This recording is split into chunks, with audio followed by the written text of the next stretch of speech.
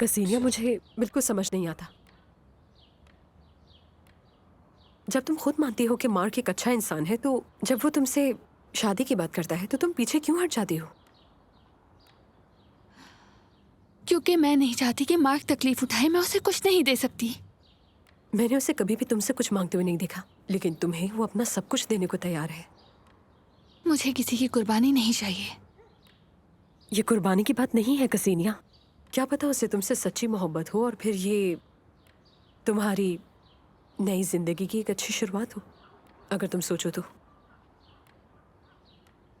मैं समझती हूँ, लेकिन ऐसा करना मुझे नाइंसाफी लगता है। नाइंसाफी कैसे? क्योंकि मैं उससे मोहब्बत नहीं करती हूँ। लेकिन मार्क का कहना तो यही है कि वो तुम्हें तलाक दे ही रहा है, तो फिर इतना सोच क्यों रही हो तुम? मुझे लगता है कि तुम पागल हो गई हो। जब मैं तलाक ले लूंगी तब सोचूंगी।